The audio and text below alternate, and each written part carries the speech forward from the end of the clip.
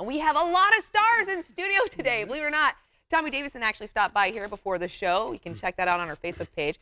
Obviously, we have Will Whitlock and his band. And for Disney fans, we have an original Imagineer that was hired by Walt Disney himself. And of course, I am talking about Bob Gurr. He is here celebrating 25 years in the business, doing what he does absolutely best. He has worked on multiple projects, both for Disney and outside the park. Without further ado, ladies and gentlemen, here is the fantastic Bob Gurr.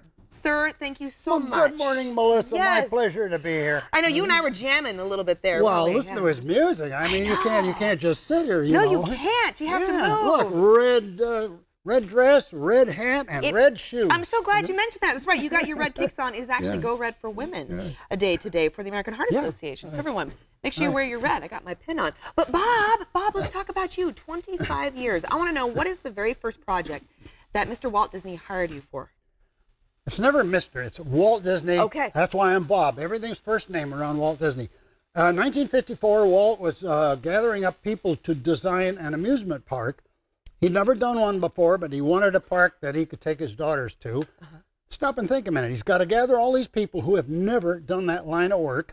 They'd been used to other kinds of work. So we're all in the same boat together. Walt wants you to get going, and you got to figure it out as you go. Yeah. So all these people were like self-starters. We didn't have any fear because Walt's batting average was so good with film and animation. If Walt wants a park, well, okay, we're going to go do a park. We got going right away, and I started there in 1954. He had hired originally about 18 people in 1954, the year before the park opened, so I was one of the 18. You're kidding me. You're one of the 18 original. Yes, and I was 23. Now I'm 86. I'm the last original Imagineer standing. What? I had no idea. An incredible career you have. So now I have to answer all the questions. Yeah, and you're a car man. You like to design cars, and you were a part of Autotopia. Well, yes, Walt wanted his own car. He wasn't going to buy an amusement car from a manufacturer. He wanted his own car. He hired me to design the little Autotopia car. Yeah. I could do body styling, but I was not an engineer. I just kept my mouth shut and kept going, like everybody else.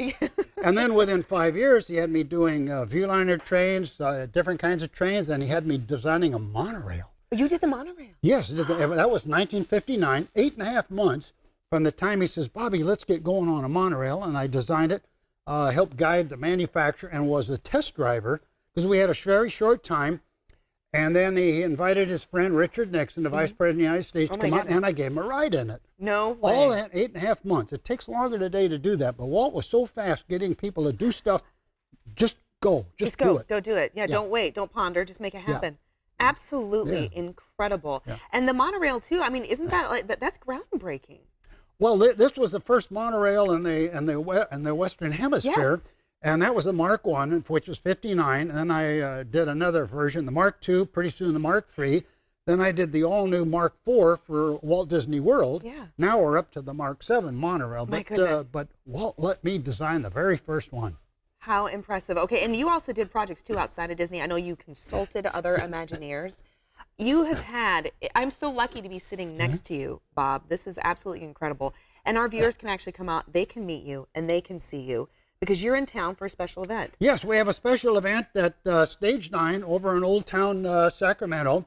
There's a beautiful stores. I mean, bring your kids in there. They're just going to go crazy when they see everything in there. And we have a little place called The Vault, and I will be in there. I always carry pins in all these different colors. So anybody wants a selfie, they want autographs, and I'll answer questions just like I'm answering you. And we're going to have a very, very good time from 12 o'clock until 4 o'clock in the afternoon this coming Saturday. So come out. Why don't you come over there? I will. I'm going to bring my girls. We'll come say hi. And I'm grabbing a selfie with you. You're not leaving just yet, and you Bob. get the hug, too. Oh, yes, I got the hug at the top of the show. Very, very, very friendly. Bob, thank you so much. All right, such my a pleasure. All right, Such thank you very much.